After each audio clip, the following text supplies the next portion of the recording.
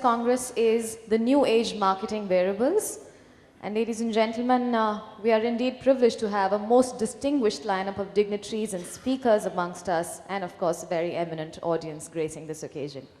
We would like to take this opportunity to thank our sponsors, ABP News and Z Entertainment Enterprises Limited, our knowledge partner, Equator Value Advisory Private Limited, for their immense support to this edition of the World Marketing Congress.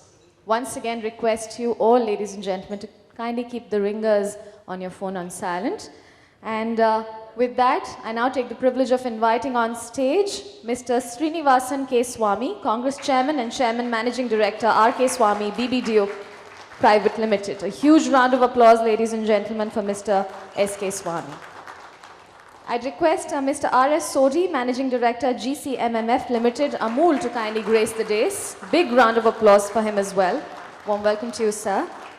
May I invite on stage, ladies and gentlemen, Mr. Rana Kapoor, Managing Director and CEO, Yes Bank, who's going to be joining us briefly. Mr. Ramesh Jude Thomas, Managing Director and Chief Knowledge Officer, Equator Value Advisory. And Ms. Rekha Sethi, Director General, All India Management Association. A huge round of applause for the esteemed dignitaries gracing this occasion on the dais. With that, once again, a very warm welcome to all of you, ladies and gentlemen, to AIMA's 4th World Marketing Congress, and this year's theme being the New Age Marketing Variables. I would now request Ms. Rekha Sethi, Director General, AIMA, to kindly deliver the welcome address. Ma'am.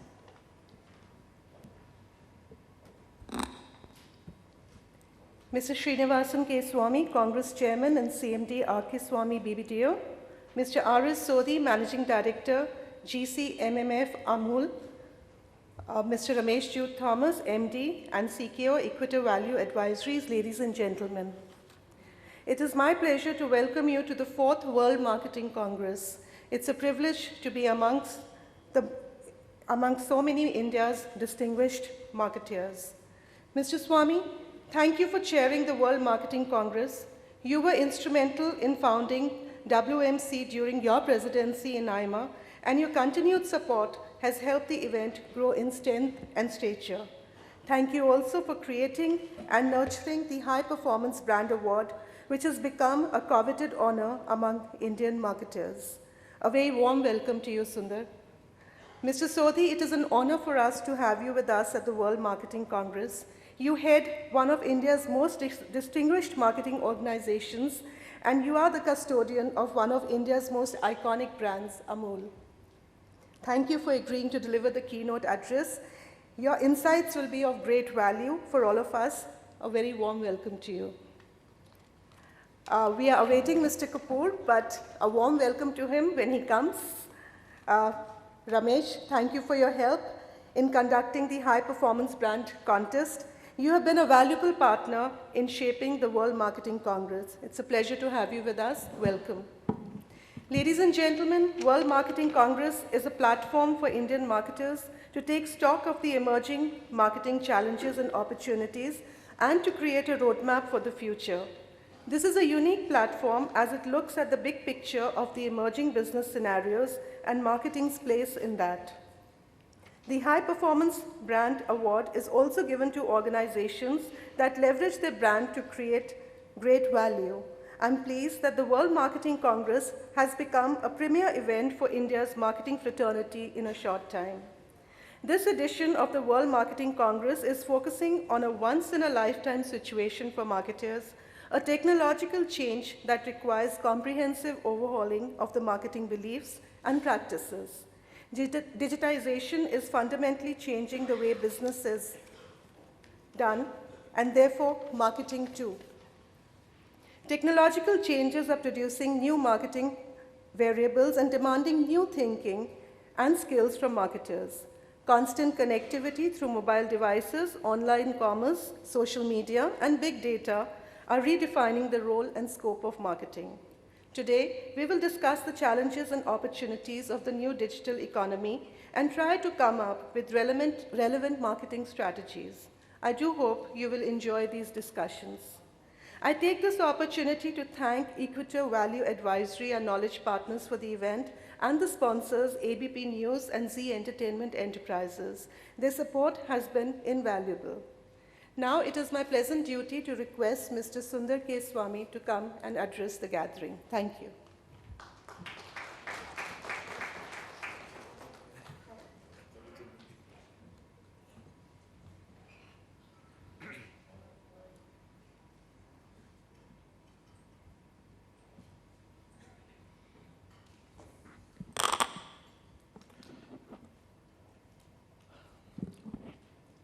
My friends, Ms. R.S. Sodhi, Ramesh Thomas, and Rekha Sethi, distinguished speakers, delegates, and my friends again. This is the fourth Congress that Rekha has made me chair. It's been an amazing journey in these four Congresses for me. If I remember right, the first one was on expect miracles every day, because it is only marketing investment that can return disproportionate returns, and therefore you can expect miracles.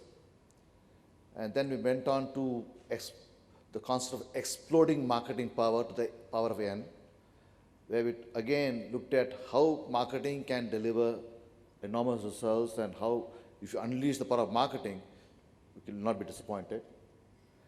And the third Congress was all about going back to what Theodore Levitt said of marketing myopia. We said, look, now we are a new phase of marketing myopia, and we call it marketing myopia 2.0. And where we again talked about the new marketing variable that is coming in and how it's going to impact our lives and how people are blinded to that reality.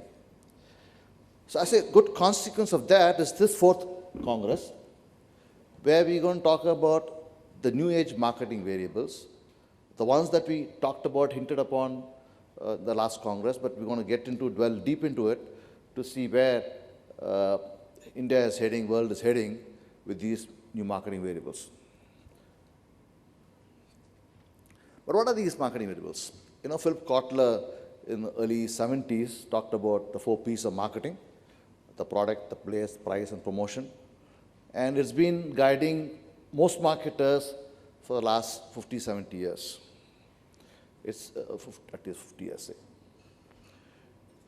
It's been, when you're talking about the new age marketing variables, the old variables don't go away. It actually gets layered by additional variables that make actually marketing that much more challenging and interesting.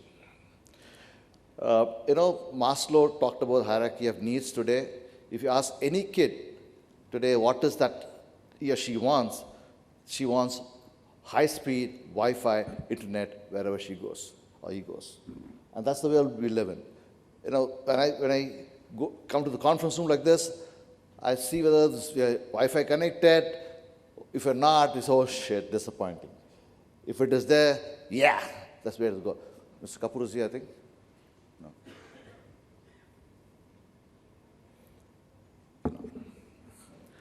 All right, so we do have a lot of changes happening, and these changes are bringing about some disruption. I talked about Wi-Fi. You know, there's not a product or service you buy without actually Googling it and figuring out what is the competitive space, what kind of options that you have before you actually conclude any sale. It is true for airline tickets, true for buying a car, it's true for buying even a soap today. It's as simple as that. And e-commerce platform, again, has confused us a lot, whether it's a trade channel, whether it's the price discovery channel, or is it some promotional thing, because it's all rolled in one. So it's amazing change that has come about to e-commerce platform. And similarly, mobile apps. It started off as a social engagement thing. Now it's gone into e-commerce, and God knows what it's going to do. People are being entertained, they're talking about connecting with one another, buying product and services. So, and again, social media on top, layering on that is again, we no longer know whether it's just a social engagement or it's actually a promotion vehicle. So, lots of things are happening. Data analytics, supply chain logistics, money transfer. So, business as we know today is not going to be the way it will be conducted tomorrow. There are lots of things happening, and new age marketing variables, therefore, is going to be an important factor. And they are not just for the mass products, they're not just for the niche products, it's for both. And there's enough evidence in the marketplace to suggest that these variables that we're going to discussing today is going to affect our lives quite handsomely over the next few years, till new things going to overtake us, and then we'll worry about that at that time. The truth is that it's more often believed that you got to take care of your customers, your current customers, and they will keep you in good stead, and new customers are less relevant. There's increasing evidence available now, new science has become available, that sales will have to come both from current customers and new customers. Mr. Kapoor, welcome.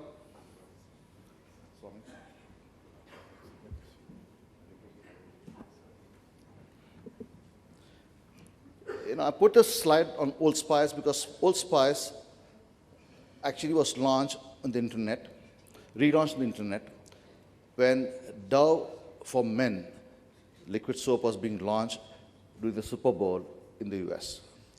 And they took the wind out of Dove's launch, and they actually skyrocketed to success. It was a brand that actually got launched in 1993 to start with, floundering, and they relaunched it during the Super Bowl in 2005 to success. So that's, again, promoted by the New Age variable. Historically, there are only two ways we can actually get more volume.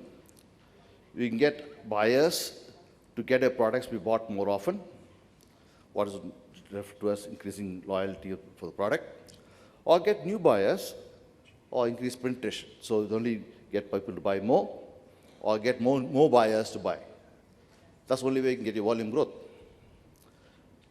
And I chanced upon some study in the US, UK, and all that. This is a UK study, where Nescafe, which is the largest brand of coffee, it's got a market share of 42%, but it has been bought by only 28% of people, and each of them buy 2.3 times of the product every year.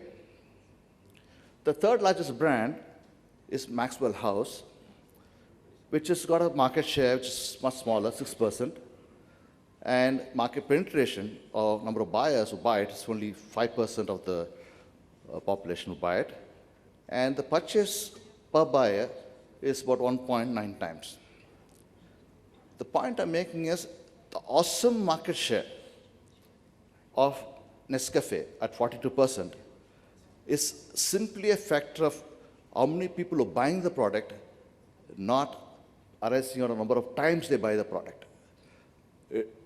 We always think that, to increase your market share, get people to buy more of your product. That's not the case. If you increase your market share, you have to necessarily get more buyers to buy a product. And I'm going to give more evidence on this. This is a table. I talked about two brands, Nescafe and Maxwell in the last slide. I have 5 brands of coffee, the same market, UK market. If you look at it, the purchases per buyer is fairly constant. Penetration is in direct proportion to the market share. If you have more people buying, you have higher market share. That's a simple point I'm making here. And if you think that heavy buyers, people who buy a lot, are going to make a brand, not true. As a matter of fact, we have more people buying less and much less people buying more. So you have a long tail, a lot of people buying less products, more people buying less products, and lots of people buying lesser quantities. So you don't have something called, a big buyer who can actually help you navigate through and get you a larger scale. Let's take a look at Coca-Cola. There's about 17-18% of people buying Coke once a year. Okay, they can't give you the volume. Similarly, if you look at the long tail that you see on the slide, it's a smaller people, a smaller number of people who consume Coke more often bring about the extra market share that Coke enjoys. So the dominant market share that Coke enjoys is coming out of a large number of people consuming less and smaller number of people consuming more. The same thing is about in USA as well, no big difference. And same thing with you in Colgate in UK. You have Colgate being consumed, they're talking about 60% of the buyers not even buying Colgate, and there's about 12% buyers buying Colgate once a month, once a year. And if you look at the scale down, as largest market share, there are some small number of people buying 20 purchases of Colgate every year. So those are the numbers that actually add up and make a big difference. I'll come and try and connect with what's all got to do with our new age marketing variables. So if you want to sell your product or service, it is not adequate to talk to the existing consumers. You got to talk to new consumers. Or other way of looking at it is must talk to the whole market to increase your market share, increase your volume growth. And this experiment that was done by Institute of Practitioners in Advertising in UK, it's a study, actually they got it long and short of it is what the title is, if you can Google for it. And that study says that if you target the whole market, not the new buyers, not the current customers, just together, you are likely to see enormous success. As this campaign did, they targeted the whole consumer, the market volume grew by 34% in a matter of 2 years' time. And market actually increased by 40%, of course, good share coming from the new customer base of 36%, if you target it for 3+ years. Because we do have a leaky bucket. The customers that we have today are no longer customers of tomorrow. And we can't just count on the new customers, because 51% of Coke users also buy Pepsi, and 75% of Pepsi users also buy Coke. Surprise, surprise, 50% of people buying Snickers or Cadbury's today won't be buying a Cadbury or Snicker next year. They'll be buying maybe a Nestle or whatever, or there are lots of other options that they're going to choose.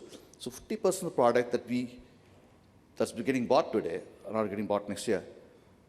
Lo and behold, even luxury cars, 2/3 of the car buyers currently are going to actually be buying a product which is not the current product. Like 65% of US Mercedes owners bought another brand the following year. A US BMW customer, they did the same.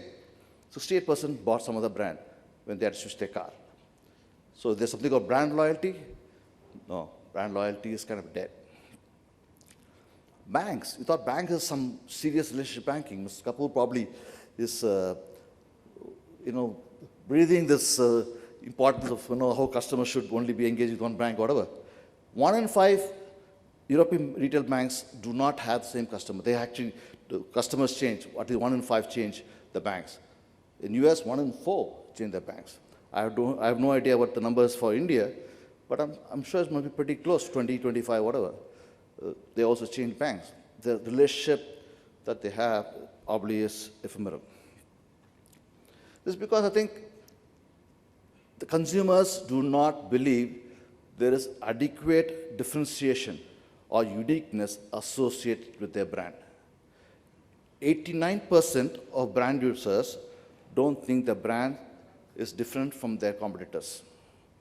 Particularly in the area of spirits in Australia, where we have people thinking that all liquor is the same, 20% see no difference, or they only find some 27 brands are unique.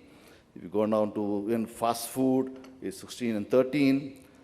Banking, absolutely no difference, 13 and 10. Soft drinks, 9 and 9.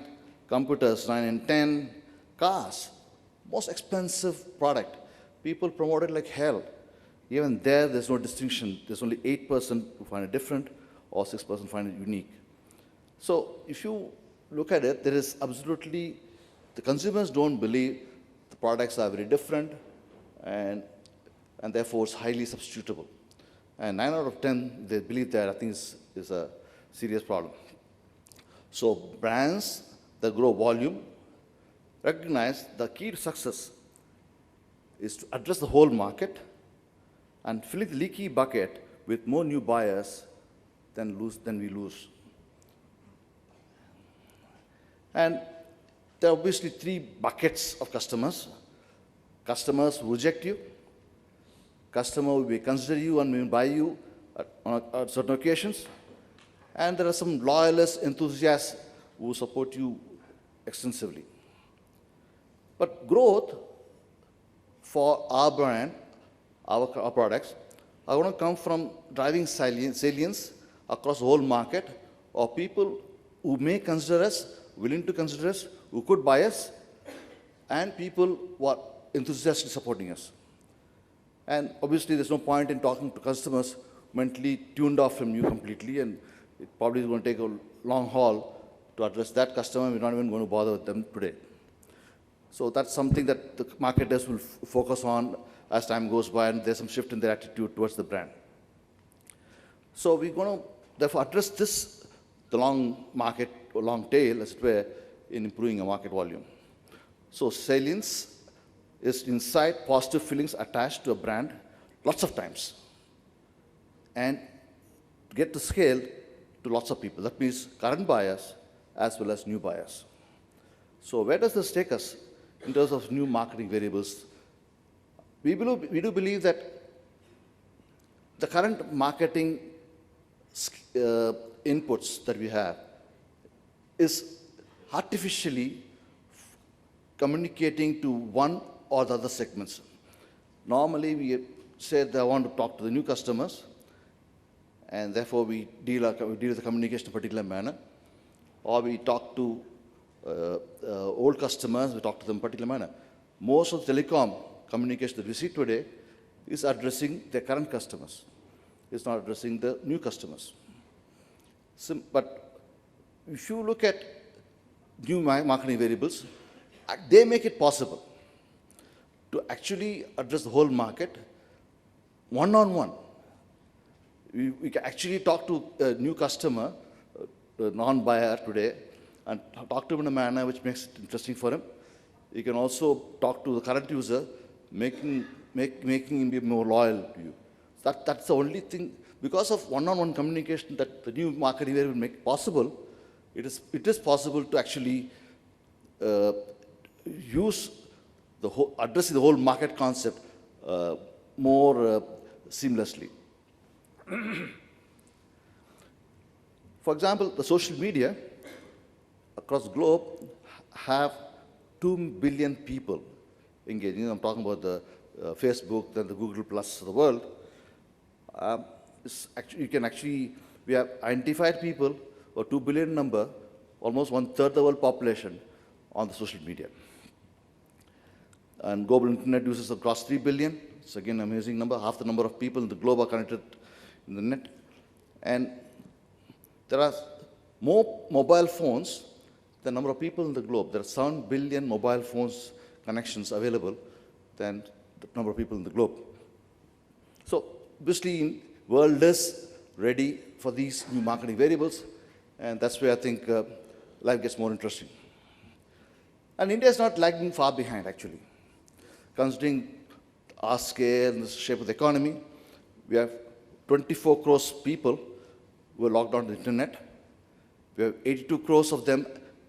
There are 82 crores active mobile connections available today from 1.2 crores billion.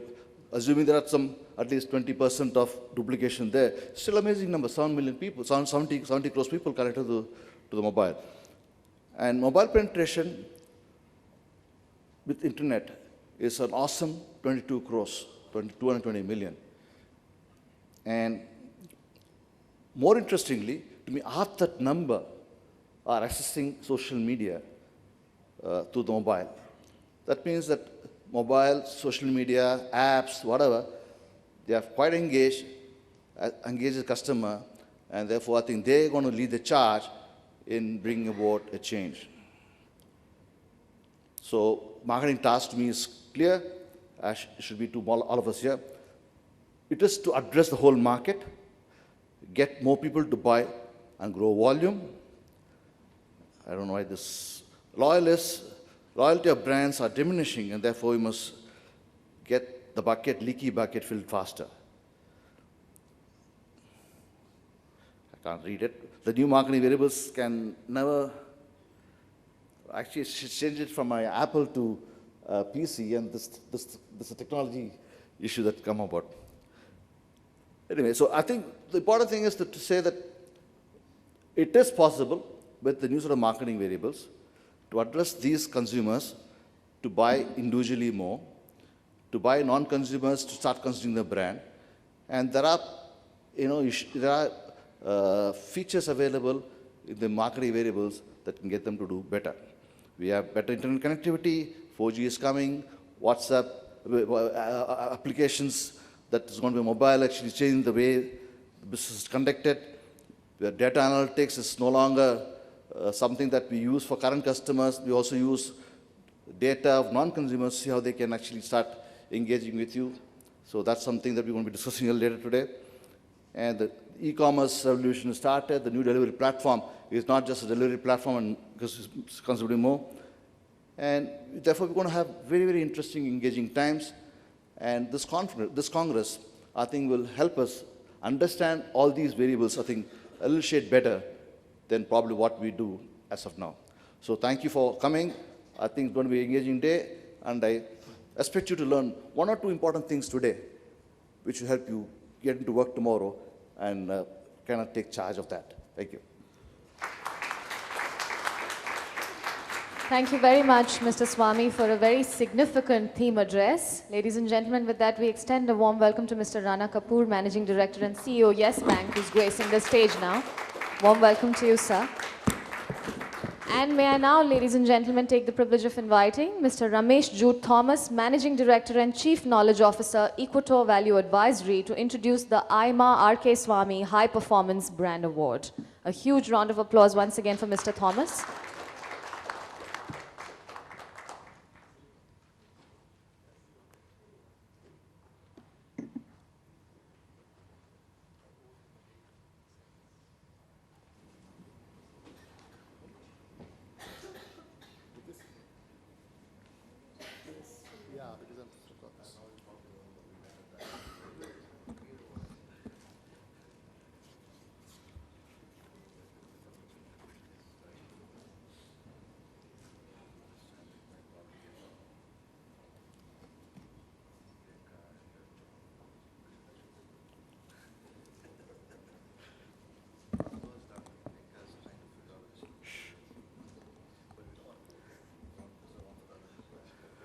No one's listening to me. Mr. Swami, good morning. Mr. Kapoor, Mr. Sodhi, and Mr. Eka Sethi.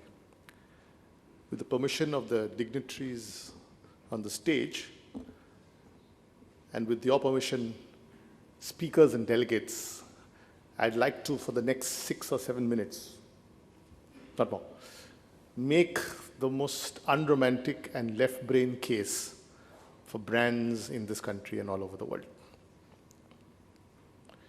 The reason I do this is because 15 years ago, when we began this debate about the value of brands, many of us found the debate on brands far too romantic and right-brain for our own liking.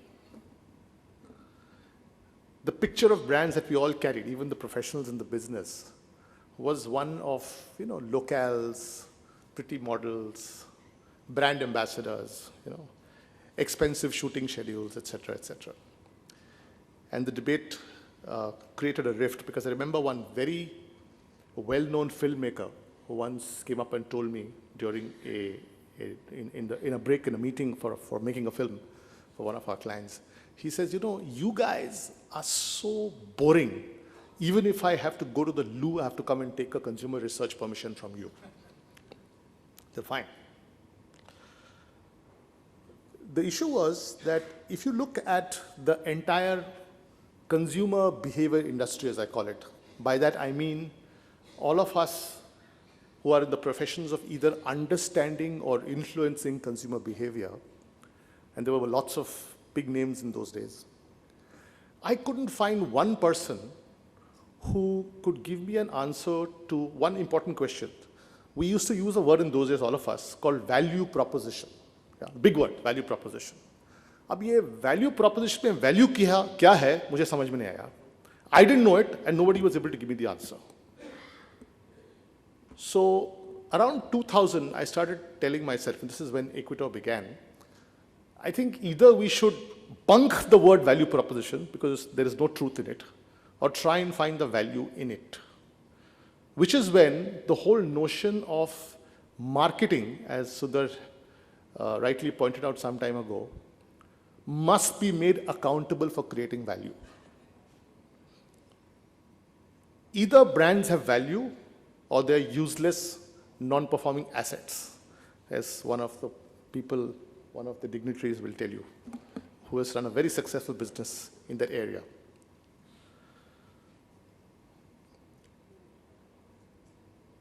Now, if you were to just do this amongst ourselves for 30 seconds, what is the reason why brands need to have value? What is the value in these brands? Do they have value at all? And therefore, do they have a significant business relevance? What, according to you, which according to you could be the most valuable brand in the country?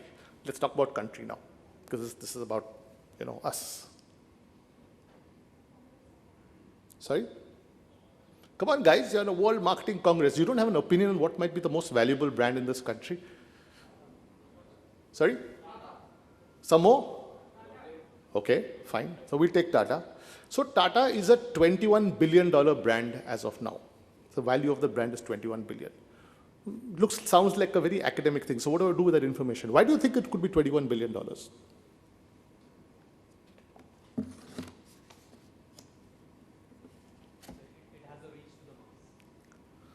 Let me put it this way. From a business point of view, let's look at it from an asset point of view particularly.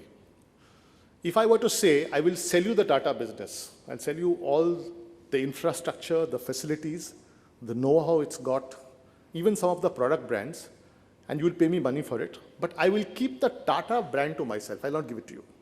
Everything else you can have. What would you say to me? No, what will you say to me if I were to sell that to you? Will you buy that brand business? The question is, why not? Because I don't own that brand. No, I'm giving you everything else except the 4 letters. What's the big deal? Infrastructure is not the brand. Okay. It is the position. It must ensure me future cash flows. Exactly. So the gentleman is right, because without that name and everything else conceivable that you will sell, that you will buy, your future cash flows are going to be impaired in many ways. Your ability to raise capital, put up a project, and in many ways even generating demand in some of those businesses, big businesses, is going to be impaired by that. I can't imagine a Tata Steel without the name Tata, or a Tata Motors without the name Tata, because even truckers are not going to buy your truck, however good, if it's not called Tata. You may not even get a financing for a loan if it's not called Tata, right? And so on and so forth. So enormous future cash flows are likely to be impaired without that name and everything else intact. And the extent of that impairment is considered to be $21 billion, which is why it is an asset. However ephemeral it may sound, and however much you may have taken it for granted for 140 years of its existence prior to that, it has value. Okay? And as you probably know today, there is a system in place whereby every Tata company pays a very small license fee to the Tata sons, because they are the owners of the brand, and there is a contractual relationship by which you must pay a license fee. Not because they wanted to earn more money, but because the recognition of that asset needed to be in place.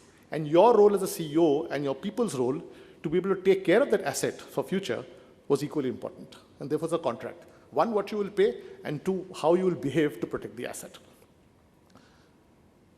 Therefore, when this request came to us to construct an award for one of the founding fathers, as I would call him, of the Indian advertising industry, I thought it would be a disservice to his memory if we had yet another brand award, which was lost in generalities like recognition, history, and other such nostalgia. And so we thought if we want to institute an award in honor of somebody like that, namely Mr. R.K. Swamy, it would be deserving to actually create an award that recognizes performance, i.e. brands that deliver a performance to their owners, their shareholders. That is, like the gentleman very correctly pointed out, can it influence earnings and cash flows? If it doesn't, it's a non-performing asset, right? And that's how this award was constructed. In 2009, it was first given away, and they had some worthy winners, as I will tell you. But most importantly, there was intense debate about making the connection between financial results, right, and the presence of a brand. So we had very interesting debates, some which went on till 8 o'clock, I remember one evening in one of the jury meetings. But I think increasingly over the years, people have come to recognize that brands are just jewelry which are useless until and unless they can demonstrate accountability to its owners in terms of being able to create value, right? And that's what this award is about. Okay, I'll just take you very quickly now, having set the context of this, as to why this award is given and how it's given, through the methodology that we followed, very quick, six or 7 slides, and then I'll introduce the winner to you. So that's what we were discussing. That's what enterprise value looks like on an average. In classrooms, I like to call it the 3 R's, the restaurant, the recipe, and the reputation. When you buy a company, you buy for all 3. Unfortunately, due diligence is done only for the restaurant part, because you can only physically count that. I'm hoping with the advent of IFRS, which was announced yesterday, we will get a better sense of recognizing these other 2 assets as also, right?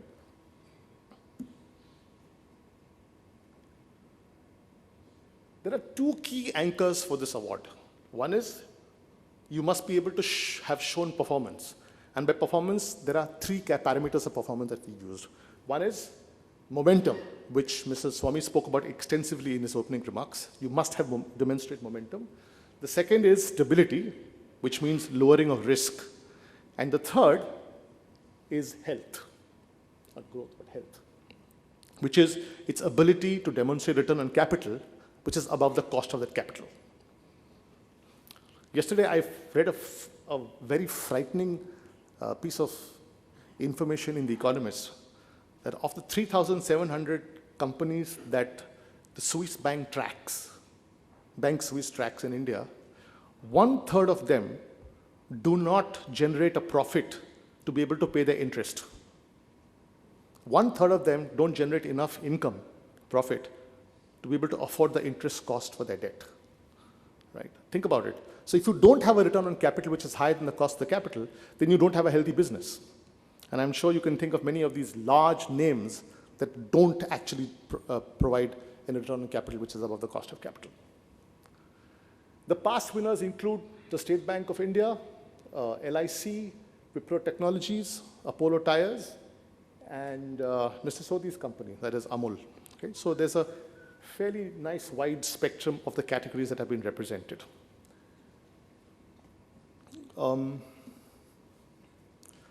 Once the performance has been cut for, that we've established that the shortlisted guys have a necessary performance, then we put the shortlist to a jury, a very eminent jury, that then determines whether the brands of those shortlisted companies have been able to influence performance or not. So did they do well because of brand or outside of brand? And we gave them 5 parameters every year, the same 5 parameters, on which to actually come to the conclusion of which of these has had the most powerful influence on the business, which of these brands that we've given them has had the most powerful influence on the brand, on the business in question. Okay? So those are the 5. Distinctiveness, does the brand stand apart from the other offerings in this category? As you just saw in the last presentation, 86% of people don't think so. So we're talking about the 11% who do, right? Consumer relevance, with changing expectations, is the brand continuing to be aligned to consumer needs? And in a conference like this, that's very important to take note of, where variables are changing. Okay? Single-mindedness, in all that change, is there a singular focus that the brand brings in its intent for the consumer? Right? And there are names that we have put on the side that may give you an indication of what we mean by that. Those examples are meant to reflect that particular parameter. Does it challenge the category? Is it pushing the boundaries of the category? There is one which is doing so as we speak. On television, the results are out, right? And consistency. Does it demonstrate the ability to stay true to the course? Is a very big parameter of risk management. So these were the 5 parameters we gave to the jury, and on the basis of that, they were able to decide whether these performances that the shortlisted companies demonstrated was as a consequence of the brand or not. These are the jury members. I know slightly media heavy, but these were the people who actually landed up. We didn't bias this in any way, but these are all very eminent people with, and from the nature of the discussions we had, people with great consideration and wisdom. So this is what happened. That's the shortlisting cascade. Number of registrations we got, number of valid nominations were 38. So we cut out for a business that did not have Indian revenues, right? You had to have at least 3 years of profits. We had to give us the required financial information for us to able to make a call. It came down to 30. Brand revenue should have been over 200 crores. That's the minimum.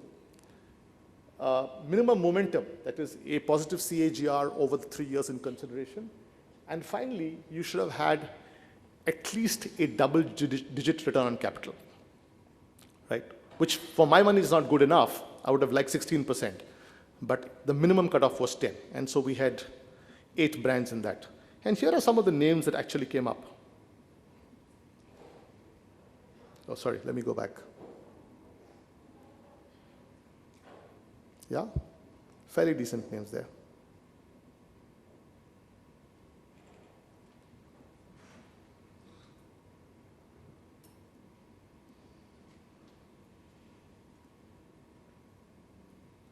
And those were the final 8 that made the cut.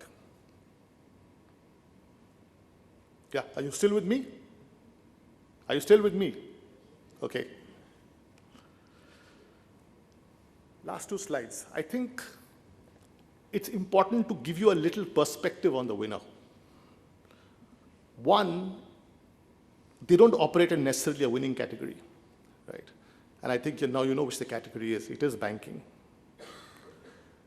NPAs increased by 52% over the last year. Not nice. Return on equity has come down to single digits. There is no great optimism about credit growth. And you will see some of the quotes on the right-hand side about the sentiment of senior people in the industry. Now, in this scenario, here's the winner. Founded in 2004, and I think we had an early conversation once about their winner. It is the youngest ever applicant to win this award. It's only 10 years old, the company. They have outperformed the big 4 in their business, both in revenue and margin growth. You can take a look at the graphs on the right-hand side. They have won numerous accolades: Best Mid-Sized Bank in 2013, Most Trusted Investment Bank of the Year in 2013, and the strongest bank balance sheet in India in 2013. In fact, one of the very senior people who work at that bank, I think an executive vice president level, his wife and I were colleagues for many years. And recently I met her for lunch and I said, you know what, you must tell, the gentleman's name is Arun. I said, you must tell him that, you have won this award and Mr. So-and-so is coming to pick up the award personally. So he said, हाँ वो चलता रहता है. We get a lot of awards. Okay, ladies and gentlemen, most deserving candidate for the year, the winner is Yes Bank.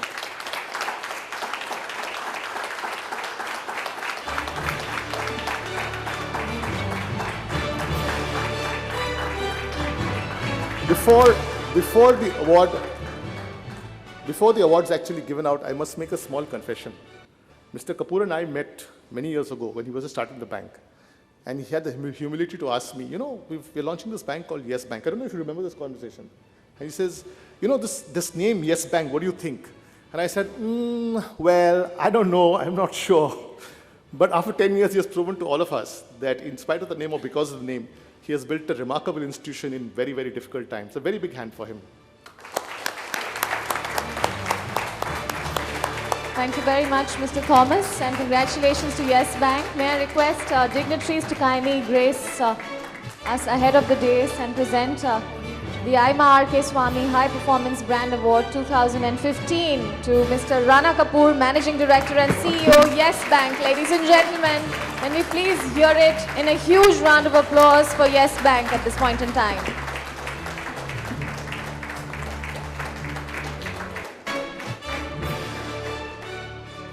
Congratulations once again, and thank you, Mr. Kapoor, for accepting the honor.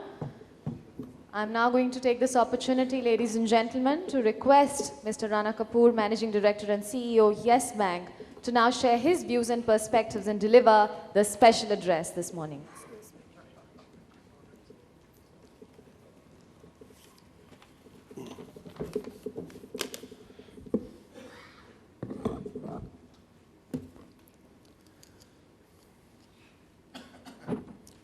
Good morning, everyone.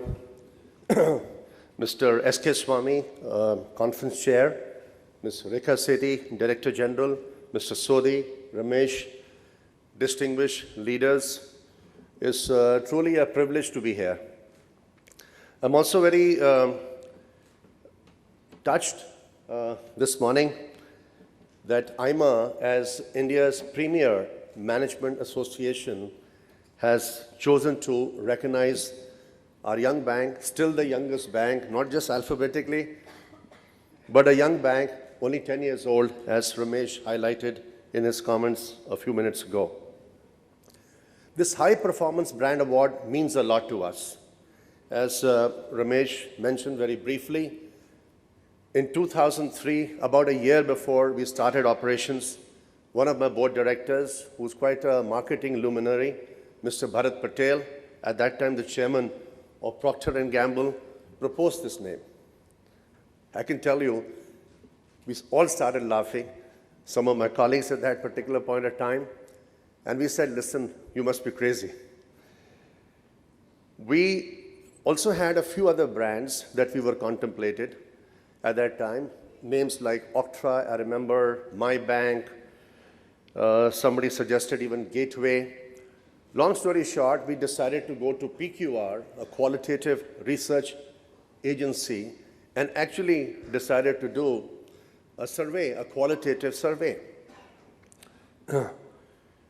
Amazingly again, this name came out head and shoulders above all the other 4 names which were also in contention at that particular point of time. As a bank, as you know, in a public trust business, being somewhat conservative is important, right? So when this name came ahead of all the others, naturally we had to do some further validation. We had some investors, some private equity investors, a Dutch bank, very conservative Dutch bank, and most of all, our Karta Dharta, the Reserve Bank of India. So as I went one by one, I was too scared to go to very apprehensive to all of them collectively. You know, almost everyone universally laughed it off, thinking that I was seriously joking. And then my meeting with Reserve Bank of India, a number of people, they too needed a lot of convincing, but we decided to proceed. The first headline in Economic Times, I recall, in 2004, Yes Bank, No Bank, you know, maybe bank, etc., etc. You know, somewhere at that particular point of time, at the turn of the century, the Asian crisis had happened, a lot of cynics, a lot of skeptics at that particular point of time. So today I feel very gratified that we are receiving India's most important and most coveted recognition. For this, I thank AIMA profusely and the leadership who's seated here. Naturally, my team, and some of them are here, some of my senior board members are also here. Collectively, we do believe that we have worked very hard to get to win this award, especially when I saw some of the names like LIC, State Bank of India, Wipro, Apollo, and say yes to Amul.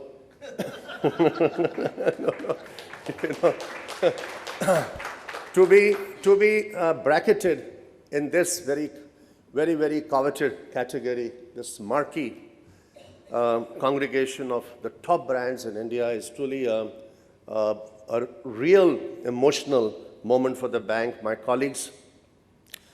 But let me also share a few, moments about Yes Bank. When we started, we also had a choice, to call the bank Kapoor Ki Hatti. But naturally, I didn't have the desire or the guts to even discuss this with anyone, so that was very quickly omitted. But banking being a business of trust, right? Yes, economic value creation is very important. Preservation of cash flows, as was stated a little while ago, is hugely important. But in a business of public trust, the example of Tata's that was given a little while ago, and accompanied with service, naturally the brand has to be positive. It has to have trust. It has to have energy. And therefore, at a time when the world was getting into the new century, and India was considered to be one of the favorites, BRICS plus minus, India was being very well positioned. So at a time in our life cycle, the country's life cycle, when the bank was born, we felt that we needed to go with a very positive statement in the marketplace. And naturally, the brand has to build belief. It has to build conviction. It has to exude confidence. And therefore, the communication around the brand, the Yes Bank brand, naturally was something that we were challenged by, because most of the other big banks, somewhere or the other, inherited strong institutional names, and therefore, are not our peers, not exactly our competitors, but the marketplace was dominated by very big institutionally sponsored names. And therefore, a greenfield bank, working in this space became even more challenging. So we said, what should be the pillars? Naturally, trust, singularly the most important in our business, accompanied with transparency.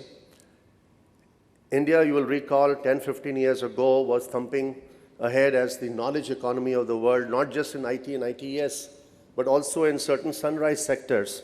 So knowledge-driven human resources, like a good money doctor, diagnostic, prescriptive, that was also part of the business model that we tried to construct. And therefore, the other couple of very important things in terms of technology, innovation, because, there are certain legacy issues and certain non-legacy advantage in the conception of the bank, and naturally not having past skeletons, and therefore looking at, in a refreshed manner, new technology, new innovation was, in a way, one of the key pillars. And then 10, 12 years ago, as I'm sure you'll recall, CSR, not just philanthropy, but socially responsible behavior by, organizations, that in itself was a very key element that we injected into our young bank. We called it responsible banking. The good thing is, responsible banking has become now more or less a global terminology, and I find media partners like Financial Times who have really grown this, internationally. But we are a living example. We were the early ones to really propagate responsible banking. I think a lot has been said by Mr. S.K. Swamy on the role of social media, so I'll skip a couple of my points here. But just to highlight to you that in a short span, 10 years, it's a 10, 11-year-old baby, just completed 10 years in August last year. But we are now the fastest growing BFSI brand in India on both Facebook and Twitter. But even more interestingly, we are the second fastest growing BFSI brand on Facebook worldwide. And this is not just about, naturally, Yes Bank. This is also a lot to do with the fact that, in our country, we need to create global brands, because this is something India unfortunately lacks. We have very few global brands. We have very few brands with Indian appellation, for that matter. So just moving on, as I mentioned to you, the pillars have been very important. But the fact of the matter is, in also this limited span of time, we were ranked last year just about 3-4 months ago as the 34th most valuable Indian brand by Economic Times in the interbrand competition. And brand finance, which is very important in the BFSI space, has also ranked us globally in the top 500 financial brands. So we still have a long way to go globally, considering that we are a home country bank, which focuses only on our country, the 29 states in our country, the 7 union territories in our country. And I'm very pleased to share with you that our young team of Yes Bankers, 10,200 people with an average age of only 30 years, a lot of positive energy, a lot of high octane energy, have built branches in every of the 29 states and every of the 7 union territories. And that was the best birthday gift we could give each other on a 10th anniversary 6 months ago. A little bit about the internal brand, because the external brand recognition is extremely important, but to me, even the internal brand is very important. It's like when Steve Jobs, came back to work for Apple, the first thing that he did was to look at their industrial design group. And I learned something from here. He re-engineered that group, naturally built a lateral framework connecting the IDG with naturally the product group, empowered them. And then, as you know, is history. We spoke about India's #1 brand being worth $21 billion, and I also feel very, very proud. They are my #1 clients. But the fact is, Apple, last quarter, generated $18 billion of revenue. Profit after tax, not revenue, sorry. Profit after tax in one quarter, $18 billion. That works out to $2,270 a second of profit. But even more importantly, at least illustratively, they sold 34,000 iPhones every hour in the last quarter. So that is the power of design, that is the power of creativity, that is the power of innovation. And at least my colleagues and I are convinced that we can be the Apple of Indian banking, and certainly as the Professionals Bank of India, if I have to sum up the HR culture of our bank, today the genetics of the bank are best described as the Professionals Bank of India. And I feel very proud of that our top management are 90 people, average age is 43, senior management 330 people, 37, average age, as I mentioned to you, is only 30 years of 10,200 people in the bank. A lot of energy, and we will come back here more often, Mr. Swami, Ramesh, Rekha ji, to win more awards. We are very, very committed to making sure that there is a tectonic shift in Indian banking, and I think Yes Bank is the new kid on the block, but is trying to make a difference. Thank you very much.